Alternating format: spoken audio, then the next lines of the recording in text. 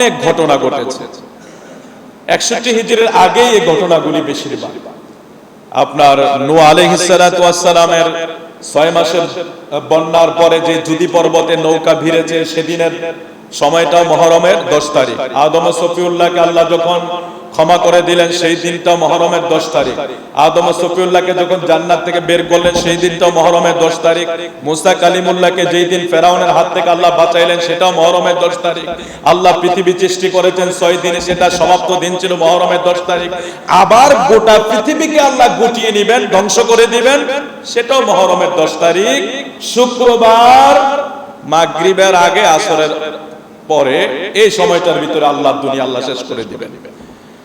তো এই অনেক বর্ণনা আছে, মুসা নবীর বর্ণনা আছে, ঈসা নবীর বর্ণনা আছে, ইব্রাহিম নবীর বর্ণনা আছে। ইব্রাহিম নবীকে আল্লাহ আগুন থেকে রক্ষা করেছে। আলহামদুলিল্লাহ, আলোচনাগুলি আমরা অনেক শুনেছি।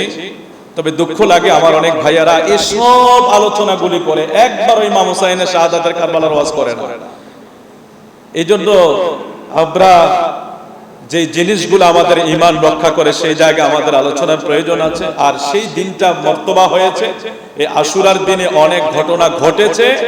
তার কারণে আল্লাহর নবী সাল্লাল্লাহু আলাইহি সাল্লাম যে রোজাটা রাখতেন, প্রথম মদিনায় গিয়ে ইহুদিদের রোজা দেখে নবীজি নিয়ত করলেন, আমি যদি বেঁচে থাকি আমি আগামী বছরও রোজা রাখবো। আমি যদি বেঁচে থাকি আমি আগামী বছরও 9 তারিখ রোজা রাখবো এবং 10 তারিখও রোজা রাখবো। এই জন্য আপনাদের জন্য, মা বোনদের জন্য বলছি, আমরা চেষ্টা করব আগামী দিন 9 তারিখ, তারপরে 10 তারিখ, অর্থাৎ অনেকে রোজা এক থেকে রাখতেছেন। যারা রাখার নিয়ত করেছেন 2টা রোজা রাখবেন, তারা আজকে রাত্রে খাইলে আগামী দিনের একটা হবে, আগামী দিন রাত্রে খাইলে রবিবারে একটা হবে। তাহলে শনিবার এবং রবিবার এই 2 দিনের 2টা রোজা আপনারা রেখে দিবেন।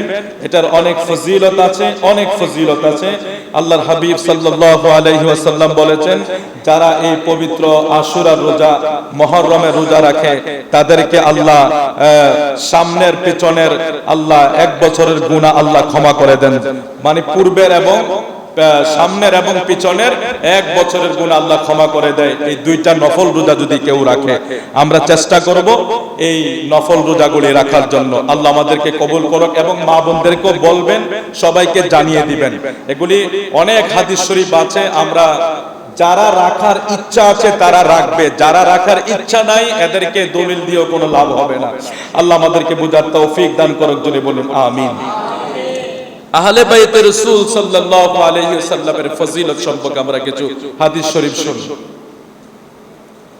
আন সাঈদ ইবনে আবি ওয়াক্কাস قال لما نزلت هذه الآية ندعو أبناءنا وأبناءكم دعا رسول الله صلى الله عليه وسلم عليا وفاطمة وحسنا وحسينا فقال اللهم هؤلاء أهل بيتي رواه مسلم।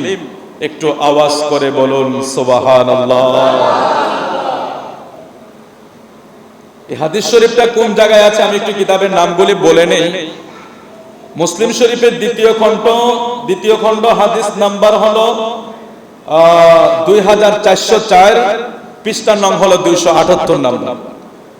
আমি যে কিতাবটার নাম বলেছি এটা বাজারের কোনো বাংলা কিতাব না। আমি বারবার বলি আমাদের হুঁশিয়ারের জন্য, কারণ সবগুলা কথা জ্ঞান রেখে বলতে চাই। আমরাও যখন ওয়াজে উঠি আমাদের মাঝে মাঝে আবেগ বেশি হইলে আমাদের হুঁশ হারিয়ে যায়, এটা স্বাভাবিক একটা পর্যায়ে গেলে। আর যারাই বক্তৃতার মঞ্চে যখন বক্তা বক্তব্য দিতে যায়, আমাদের বাংলা টিচার বলেছিল যে বক্তার একটা সংজ্ঞা আছে, যে সত্য মিথ্যাকে গুছিয়ে বলার নাম হইল বক্তা। এটার একটা সংজ্ঞা আছে। তো এখানে কি সেটা করা যাবে? তো এখানে অনেক সময় হুঁশ হারিয়ে যাবে। কিন্তু আল্লাহ মাফ করো, কমপক্ষে কোরআন হাদিসের ব্যাপারে জ্ঞান আমরা ঠিক রেখে কথা বলতে চেষ্টা করি। হুঁশে বলছি, জোশে নয়। হুঁশে বলছি, জোশে নয়। এটা মেন কিতাব মুসলিম শরীফের দ্বিতীয় খণ্ড, পৃষ্ঠা নং 278, হাদিস নং 2404 নম্বর হাদিস। মুসলিম শরীফের সিয়াসিতার একেবারে মেন কিতাবের এই হাদিসে মুবারাকা আল্লাহর হাবিব সাল্লাল্লাহু আলাইহি হযরত সাঈদ ইবনে আবি ওয়াক্কাস রাদিয়াল্লাহু তাআলা হতে বর্ণিত, তিনি বলেন, যখন আল্লাহ আয়াত নাজিল করলেন ক্বালা লাম্মা নুজিলাত হাউলাই হাযিহিল আয়া নাদউ আবনাআনা ওয়া আবনাআকুম। আল্লাহ আয়াত নাযিল করলেন, নবী গো আপনি আপনার আহালকে ডাকুন, তারা তাদের আহালকে ডাকবে। এই আলোচনাটার একটা ব্যাখ্যা বিশ্লেষণ আছে।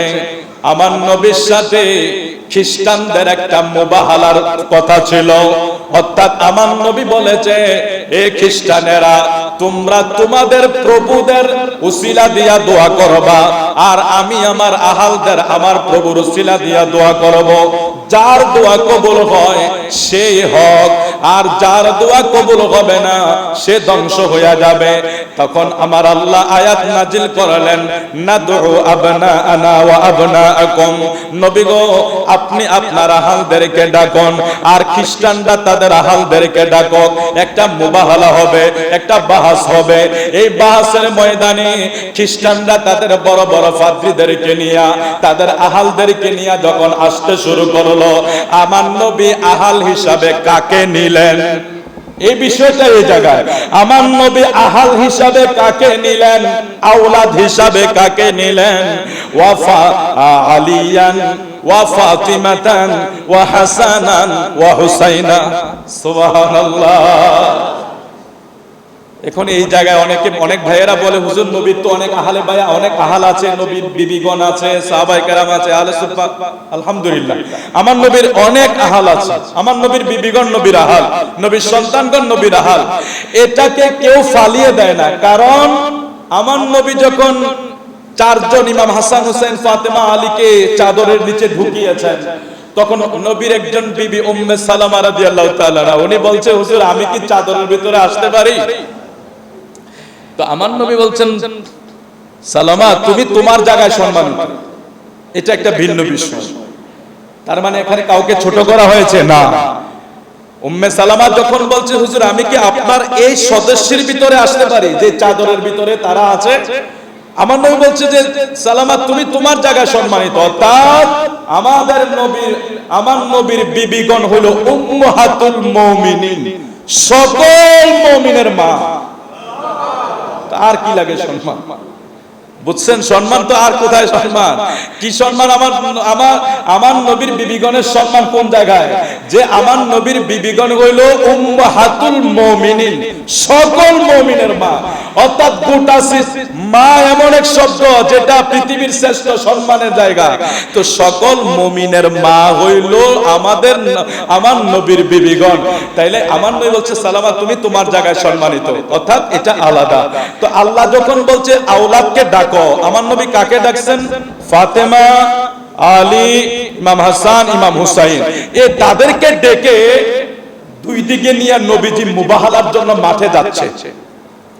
খ্রিস্টানরা বহু দূর থেকে একটা নজর করেছে, আচ্ছা নবী কাকে নিয়ে আসতেছে। তো ওরা নজর করে দেখে আমার নবীর দুই পাশে পাকে বাঞ্জাতনের সদস্যরা, ইমাম হাসান, ইমাম হুসাইন, মাওলা আলী, ফাতেমাতুজ জাহরা, ওনারা দুই পাশে, আমার নবী মাঝখানে। খ্রিস্টানরা মুবাহালা বাহাস করার আগে দূর থেকে আওলাদে পাকের চেহারা দেখে এরা এত বেশি ভয় পেয়েছে, এরা বলে এই আওলাদ যাদের চেহারায় সূর্যের কিরণের চেয়ে বেশি নূর চমকায়, যাদের চেহারা চাঁদের আলোর চাইতে আরো বেশি উজ্জ্বল দেখা যায়, খ্রিস্টানরা বলে এদেরকে নিয়ে যদি নবী দোয়া করে আমরা এখানেই ধ্বংস হয়ে যাব। সুতরাং সবাই ভাগো, সবাই পলায়ন করো, সবাই চলে গেছে। সুবহানাল্লাহ। এরা হইল আহলে বাইত রাসূল সাল্লাল্লাহু আলাইহি সাল্লাম, যাদেরকে কষ্ট দিতে আমার নবী নিষেধ করেছেন। আমরা বুঝি তাদের বিপক্ষে কথা বলবো আর ইয়াজিদকে বলবো ও ভালো মানুষ ছিল। আরে ভাই, আমার নবীর পরিবারকে কষ্ট দিয়ে আর তার প্রশংসা আমরা আমার নবীর মিম্বরে বসে বসে, এটা কমপক্ষে আমরা পারবো না। যারা পারে তাদের নেফাকে আমরা দেখি, এরা আজকে এক ওয়াজ করে, কালকে আরেক ওয়াজ করে, আজকে একজনকে ওলি বানায়, আরেকদিন একবারে মাটির নিচে পুঁতে ফেলে। আল্লাহ ক্ষমা করে দেখ। একজন আলেম হিসাবে এই ধরনের বক্তব্য যাতে কমপক্ষে মুখে না আসে, কমপক্ষে এই এখানে যা আছে বাহিরেও যাতে তাই থাকে, এটা হলো ঈমানি কথা। আর নেফাকি হইল এখন আপনার সামনে, ভাই ভাই ঠিক আছে আপনি যেটা বলছেন আমিও সেটা, আবার আগামী দিন না। আল্লাহ এই ধরনের জায়গা থেকে আমাদেরকে হেফাজত করুক। আর একটা হাদিস শরীফ শুনুন আপনারা, আল্লাহর হাবিব সাল্লাল্লাহু আলাইহি ওয়াসাল্লাম এই আহলে বাইত রাসূল সাল্লাল্লাহু আলাইহি সাল্লাম সম্পর্কে অনেক ফজিলত বর্ণনা করেছেন। হযরত জাবের রাদিয়াল্লাহু তাআলা আনহু থেকে বর্ণিত, তিনি বলেন আমি রাসূল সাল্লাল্লাহু আলাইহি সাল্লামকে দেখেছি বিদায় হজে আরাফার দিনে কাসওয়া নামক উষ্টির উপরে নবীজি আরোহণ অবস্থায় একটা ভাষণ দিয়েছে। ওয়ান জাবিরিন ক্বালা রাআইতু রাসূলুল্লাহ সাল্লাল্লাহু আলাইহি ওয়াসাল্লাম ফি হাজ্জাতিহি ওয়া আরাফা ওয়া হুয়া আলা নাফাতিহিল কসরা'i ইয়াখতুবু ফাসামি'তুহু ইয়াকুলু ইয়া আইয়ুহান নাস ইন্নী তারাকতু ফীকুম মা ইন আখাযতুম বিহি লান তাদিল্লু কিতাবাল্লাহ ওয়া ইতরাতি আহলে বাইতি। রাওয়াহু তিরমিজি। তিরমিজি শরীফের দ্বিতীয় খণ্ড, লিখে নিতে পারেন, তিরমিজি শরীফের দ্বিতীয় খণ্ড, পৃষ্ঠা নং 229, হাদিস নং 3786 নাম্বার। হযরত জাবের রাদিয়াল্লাহু তাআলা থেকে বর্ণিত, তিনি বলেন রাসূল সাল্লাল্লাহু আলাইহি সাল্লাম বিদায় হজের সময় আরাফার দিনে কাসওয়া নামক উটের উপরে উঠলেন। অতঃপর নবী এই অবস্থায় একটা ভাষণ দিলেন। নবী বলছেন, আমি তোমাদের মাঝে এমন জিনিস রেখে যাচ্ছি, যদি তোমরা ধীরভাবে ধরো কখনো তোমরা পথভ্রষ্ট হবে না। একটা হলো আল্লাহর কিতাব, আর একটা হলো আমার ইতরাত অর্থাৎ আহলে বায়াত। একটা হলো আল্লাহর কিতাব কোরআন, আর একটা হলো আমার ইতরাত আমার আহলে বায়াত। সুবহানাল্লাহ বলেন। এখন আপনারা চিন্তা করেন, হুজুর কার পিছে নামাজ পড়বো, কোন হুজুরের ওয়াজ শুনবো, কোথায় যাবো, কি করবো, কি ঝামেলার ভিতরে আপনারা পালাইছেন। আরে ভাই ঝামেলা নাই তো, ওই তো ঝামেলা ক্লিয়ার হয়ে গেছে। আপনারা সব বুঝেন, এগুলি বুঝবেন না কেন? রাসূল তো ক্লিয়ার করে দিয়ে গেছে আপনি কার পিছে নামাজ পড়বেন, কাকে ইমাম বানাবেন, কাকে আপনি নেতা বানাবেন, কার পিছনে ইক্তেদা করবেন। আমার নবী বলে গেছে এখানে কাকে, যে তোমরা কখনো পথভ্রষ্ট হবে না যদি আমার আহলে বায়াতের পথ ধরো। সুবহানাল্লাহ বলেন। হযরত যায়েদ ইবনে আরকাম রাদিয়াল্লাহু তাআলা আনহু থেকে বর্ণিত, সময় আসলে কম, এটাও তিরমিজি শরীফে দিতে। আচ্ছা একটা আশ্চর্যের বিষয় না, মুসলিম শরীফ, তিরমিজি শরীফ, এই যে কিতাবগুলি এগুলি কোন মাদ্রাসায় পড়ায়, কিন্তু এগুলি গোপন করলো কেন, এগুলি আমার মাথায় ধরে না। মানে এগুলি জাতির সামনে যদি সবাই তুলে ধরতো, আজ ঝগড়াঝাটি থাকতো, কেউ কারো প্রতি বিদ্বেষ থাকতো না। কেন আমাদের মাঝে বিদ্বেষগুলি তৈরি হয়? ও তো আমি বলছি, আরেকজনে বলছে এই এমন ভাবে উনি উড়িয়ে পালিয়ে দিবে না, উড়িয়ে পালিয়ে দেবেন কারণ আপনি যাচাই করেন না, সমস্যা নাই, আপনি দেখতে পারেন। যারার প্রয়োজন নাই তারা এগুলির মাথা গানাবেন, আলহামদুলিল্লাহ ওয়েলকাম, আমরা মেনে নিয়েছি। কিন্তু যারা মনে করেন না এটা কি ঠিক না বেঠিক এই না সে, তাহলে আপনি কিতাবটা দেখেন, সমস্যা কি, আপনি যাচাই করেন, কোনো সমস্যা নাই। দেখেন এটাও তিরমিজি শরীফের হাদিস। আমার নবী আমাদেরকে পথভ্রষ্ট থেকে বাঁচার জন্য রাস্তা দিয়েছেন, যে আমি তোমাদের মাঝে এমন জিনিস রেখে যাচ্ছি, তোমরা একে ধীরভাবে ধারণ করো, তবে তোমরা আমার পরে কখনো পথভ্রষ্ট হবে না। তার মধ্যে একটা আরেকটা গুরুত্বপূর্ণ, একটা হলো আমার কিতাব, আরেকটা হলো আহলে বাইতে রাসূল সাল্লাল্লাহু আলাইহি সাল্লাম। হুজুর এই দুইটার রশিটা কত লম্বা? আমার নবী বলছেন এই দুইটার রশি এত লম্বা হবে, ওয়া ইতরাতি আহলু বাইতি ওয়া লান ইয়াতাফাররাকু হাত্তা ইয়ারিদা আলাইয়াল হাউজা ফানজুর কাইফা তাখলুফুনি ফীহিমা। আহলে বায়াত এবং আল্লাহর কিতাবের এই রশিটা, যেটাকে আল্লাহ আমাদেরকে ধরতে, আল্লাহর নবী ধরতে বলেছেন, মানে তোমরা কখনো এই রশি ধরলে পথভ্রষ্ট হবে না। বাঁচার জন্য যে রশিটা আমার নবী আমাদেরকে দিয়ে গেছেন, আমার নবী বলছেন এই রশি কত লম্বা জানো? এটা হলো ইয়ারিদা আলাইয়াল হাউজা, আমার হাউজে কাউসার পর্যন্ত। আমি পকেট থেকে বলছি, আল্লাহ হাদিস শরীফ এখানে আছে, তিরমিজি শরীফের হাদিস, পকেটের কথা নয় বাবা। এই জন্য আপনি আর আমি চিন্তা করতেছি কার পিছনে নামাজ পড়বো, কার পিছনে। তো যারা আহলে বাইতের বিপক্ষে কথা বলে আপনি এদের পিছনে ইক্তেদা করবেন, আমার নবীর বিপক্ষে চলে যাবে। আমার নবী বলছে আহলে বাইতের দামান ধরার জন্য। আরেকটা হাদিস শুনেন, হযরত আবু যার রাদিয়াল্লাহু তাআলা আনহু, আয় হায় হায়, তিনি কাবা শরীফের দরজা ধরলেন, কাবা শরীফের দরজা ধরলেন। ওয়ান আবি যাররিন আন্নাহু ক্বালা হু আখিসুন বিবাবিল কাবা। বাব মানে কি? দরজা। কাবা মানে কাবার দরজা। আমি এই হাদিসগুলি আরো আপনাদেরকে শুনিয়েছি। বিনয়ের সাথে বলি, মিম্বরে কতক্ষণ দাঁড়িয়ে থাকবো সেটা বলতে পারি না, কিন্তু এগুলি রেখে দিতে হবে জমা, যদি বাঁচতে চান। আর যদি মনে করেন যে প্রয়োজন নেই, সেটাও আপনাদের বিষয়, এগুলি রেখে দিতে হবে আপনারা। দেখেন আবু যার রাদিয়াল্লাহু, কারণ এগুলি সবাই বলবে না। বিবাবিল কাবা, বাব মানে দরজা, কাবা মানে কাবা শরীফের দরজা। কাবা শরীফের দরজা কে ধরলেন? আবু যার রাদিয়াল্লাহু তাআলা, যিনি হাদিসটা বর্ণনা করছেন। সামিউতুন নবী সাল্লাল্লাহু আলাইহি ওয়াসাল্লাম, তিনি বলছেন যে আমি আমার নবীকে বলতে শুনেছি, সামি মানে শোনা, আর নবী সাল্লাল্লাহু আলাইহি সাল্লাম আমার নবীকে বলতে শুনেছি, ইয়াকুলু আলা ইন্না মিসলা আহলি বাইতি ফিকুম মিসলা সাফিনাতে নূহ। সাফিনাতে নূহ, সফিনা মানে নৌকা, সফিনার বাংলা কি? নৌকা। সাফিনাতে নূহ, আমার নবী বলছেন ওই আবু যার কাবা শরীফের দরজায় ধরে, আল্লাহু আকবার, দেখছেন আহলে বাইতের সাথে কথা বলছে, কোন জায়গায় ধরে বলছে যে শোনো, সামিউতুন নবী সাল্লাল্লাহু আলাইহি সাল্লাম, আমি আমার নবীকে বলতে শুনেছি, আলা ইন্না মিসলা আহলে বাইতি ফিকুম মিসলা সাফিনাতা নূহ। এই আহলে বায়াত হলো নূহ নবীর নৌকার মতো। নূহ নবীর নৌকা কি সেটাও তো জানেন আপনারা। নূহ নবীর নৌকায় যারা উঠছে তারা বেঁচে গেছে, আর যারা উঠে নাই এরা ধ্বংস হয়ে গিয়েছে। এটা সোজা বিষয়। তো আমার নবী মেসাল দিলেন ওই নূহ নবীর নৌকার মতো। তো নূহ নবীর নৌকায় কি হয়েছে?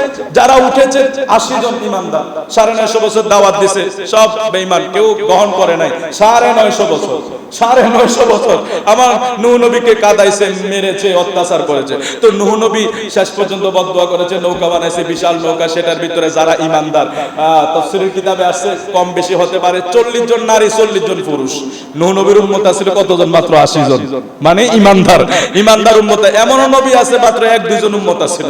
আল্লাহু আকবার। তাহলে নূহ নবীর উম্মত ছিল মাত্র 40, 80। এই 80 জন নৌকায় উঠছে, এরা বেঁচে গেছে। 6 মাস বন্যা ছিল, ওরা বেঁচে গেছে। কিন্তু যারা উঠে নাই, নূহ নবীর একটা ছেলে উঠতে চাইছিল কিন্তু উঠতে পারে নাই, ধ্বংস হয়ে গিয়েছে। ওই যারা, অর্থাৎ ওই দিন যারা বেঈমান ছিল সবাই হালাকা, সবাই কি হয়ে গিয়েছে? ধ্বংস হয়ে গিয়েছে। এবার আসুন আমার নবী এটার মেসাল দিয়ে নবীজি কি বুঝিয়েছেন।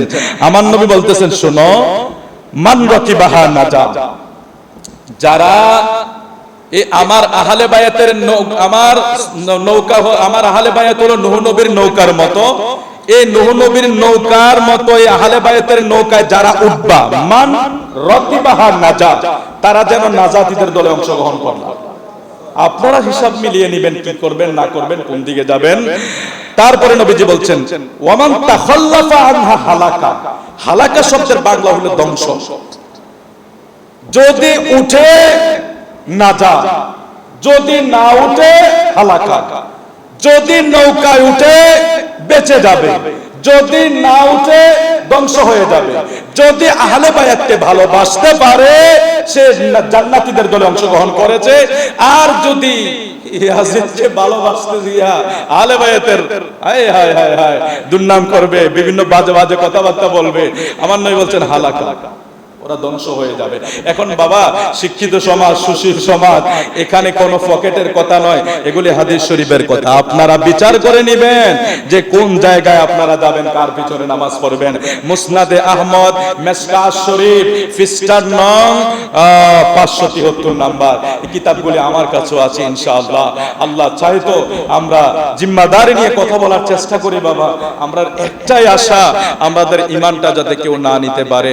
আমরা আজকে 1447 হিজরিতে একটা ক্যালকুলেশন মিলাইয়া দেখেন, এই 1447 হিজরিতে আয়েশাও যদি ইমামে ফাকের পক্ষে কথা বলতে পারে, তাহলে 61 হিজরিতেও আমরা সেদিন ইমাম হোসেনের পক্ষে থাকতে পারতাম। আর যারা ওই 22,000 ইয়াজিদি সৈন্য ইমামে পাকের বিপক্ষে 61 হিজরিতে চলে গিয়েছিল, আজকে যারা একটু একটু ইনায়া বিনায়া এদিক সেদিক করে, ডাইরেক্ট না বললেও এদিক সেদিক করে বলে, তো ওরা 61 হিজরিতে থাকলে ইমাম হোসেনের পক্ষে যুদ্ধ করতো। এগুলি কি আমরা যারা বুঝি আর কি, আমরা তো আর পাগল না, আমাদের কি বুঝাইতে হবে নাকি আবার দ্বিতীয়বার ওয়াজ করে। আজকে যারা ইনায়া বিনায়া, ইয়াজিদকে রহমতুল্লাহ আলাইহি, উনি 100 রাকাত নফল পড়েছে, উনি খুব ভালো মানুষ ছিল, উনি এই ছিল সেই ছিল, হায় হায় এত বড় একজন বুজুর্গ ব্যক্তি, প্রশংসা আপনি যদি 47 হিজরিতে এসে করতে পারেন, 1447 হিজরি, প্রায় 1500 বছরের ফারাক, 1500 বছর পরেও যদি ইয়াজিদের ইয়াজিদের মহব্বত আপনার ভিতরে একটু একটু থাকে, তাহলে 61 হিজরিতে তো আপনি আরো আগে ইমাম হুসাইনের বিপক্ষে তরবারি ধরতেন। এটা পরিষ্কার বিষয়। আহলে বায়াতের শানে অনেক হাদিস আছে, যদি কারো ভালো না লাগে আপনি একটা হাদিস শরীফ দেখান যে ইয়াজিদের পক্ষে হাদিস আছে। আমার নবী বলে গেছে ইয়াজিদ, এখানে কিছু বিষয় আছে। আহলে বায়াতের শানে আলোচনা আমরা করি যারা, আমি ব্যক্তিগতভাবে এই কুমিল্লার মানুষ একটা ব্যক্তিকে ধন্যবাদ দিতে হবে এবং স্মরণ রাখতে হবে যে আহলে বায়াতকে এই হাদিস শরীফ আমরা পরে জেনেছি, কিন্তু আহলে বায়াতের পরিচয়টা এটা যে এক মহান জিনিস, এটা গোট গোট করে একবারে সাধারণ থেকে অসাধারণ ব্যক্তি পর্যন্ত যিনি বুঝিয়ে দিয়ে গিয়েছেন তিনি ডক্টর আহমদ ফেয়ারা বাগদাদী। আপনারা কেউ স্বীকার করেন আর না করেন, আমি ব্যক্তিগতভাবে এই জায়গাটা ফিল করছি যে আমাদের এই কুমিল্লাতে অনেক দরবার আছে, আমরা সব দরবারকে ওয়েলকাম, আমরা সবাইকে স্বাগতম জানাই, মহব্বত করি যারা আমার নবীকে মহব্বত করে। তবে ডক্টর আহমদ ফেয়ারা বাগদাদী যে ব্যতিক্রম ভাবে ফাঁকে পাঞ্জাতনকে মানুষের সামনে তুলে ধরেছিলেন, বাবা আপনাদের বিবেক বুদ্ধি আছে, আমরা বলি না আমাদেরকে মানেন, বর্তমান কোন ফিসাবকে মানেন, শুধু পেয়ারা বাগদাদীর দিকে একটু নজর করে দেখেন, উনি যে একটা স্বাদ তৈরি করে আহলে বায়াতের মর্যাদাটা তুলে ধরেছেন, সাধারণ থেকে অসাধারণ পর্যন্ত বোঝার জন্য যে একটা ম্যাপ তৈরি করে দিয়েছেন। আমি এখন এরকম ভাবে আমাদের ফিল করি যে উনি যদি এই মানচিত্রটা তৈরি না করতেন, আমরা এই কুমিল্লার মানুষ আহলে বায়াত কি এত ভাবে বুঝতাম না, হয়তো সাধারণ ভাবে বুঝতাম, কিন্তু এত ভাবে বোঝার আমাদের সুযোগ ছিল না। একজনের খেজমত ছিল যিনি শাহপুর দরবারে শুয়ে আছে, পেয়ারা বাগদাদী। আল্লাহ তাদের সদকায় আমাদেরকে তুমি কবুল করো, জোরে বলো না আমিন। অনেক সময় গড়িয়ে গেছে, যারা অবদান রেখে যায় তাদের অবদান স্মরণ করবেন, এটা আল্লাহ খুশি হবে, ঠিক আছে? আর যারা শুকরিয়া করে না, আল্লাহ তাদেরকে ভালোবাসে না। আমরা আহলে বাইত রাসূল সাল্লাল্লাহু আলাইহি ওয়াসাল্লামের শানে অনেক আলোচনা হবে ইনশাআল্লাহ আগামী দিন। প্রতি বছরের এই মসজিদেও প্রোগ্রাম হবে, তবে আপনারা সবাই তো আসবেন না জানি, এগুলি বাবা বিশদ আলোচনা আছে। আহলে বায়াতকে কি পরিমাণ কষ্ট দিয়েছে ইয়াজিদ, ইমামে হুসাইনের শের কেটেছে। আচ্ছা, ঘোড়ার পায়ে কি থাকে জানেন? ঘোড়ার পায়ে এক ধরনের মোটা মোটা ফিন থাকে, যোদ্ধা ঘোড়া যেগুলি, এগুলির পায়ের ভিতরে প্যারাগের মতো মোটা মোটা ফিন থাকে। ইমামে পাকের শের মুবারক বডি থেকে আলাদা করার পরে ইয়াজিদের একান্ত হয়েছিল না, 70টা ঘোড়া ইমামে পাকের দেহের উপরে চালিয়ে দিয়েছে, পুরাটা বডিকে থেতলাইয়া দিয়েছিল। ইমাম আলী আসগরের শহীদ আপনারা শুনেছেন 6 মাস, এমন বর্ণনায় আছে, কেউ বলছে ইমাম আলী আসগর তাঁবুর ভিতরে ভূমিষ্ঠ হয়েছিল, তো ইমাম হুসাইন বাইরে বসে আছে তাঁবুর বাইরে, তো সবাই নিয়া ইমাম আলী আসগর ছোট্ট শিশু নবজাতক মাত্র এসেছে, পৃথিবীর সবাই এই অবস্থায় তাকে মায়া করে, সবাই মায়া করে, তাঁবু থেকে বের করে ইমামে পাকের কোলে যখন দিয়েছে, আলী আসগর কি দোষ করেছিল? আলী আসগর ক্ষমতার মসনদে বসতো, তীর মারলেন, কারণ যোদ্ধারা যখন টার্গেট করে তাদের তীর মিস হয় না, তীর মারলেন ইয়াজিদের সৈন্যরা, ইমামে পাকের কোলে থাকা নবজাতক আলী আসগরের কলিজাটা ছিঁড়ে গেছে তীরের আঘাতে। এভাবে বর্ণনাগুলি আপনারা শুনেন, তারপরে আলোচনা সমালোচনা করে আহলে বায়াতের বিপক্ষে যাইয়েন না। আল্লাহ আমাদেরকে কবুল করুক, জোরে বলে আমিন। ওয়া আখির দাওয়ানা আলহামদুলিল্লাহি রাব্বিল আলামিন। যারা পড়ে আসেন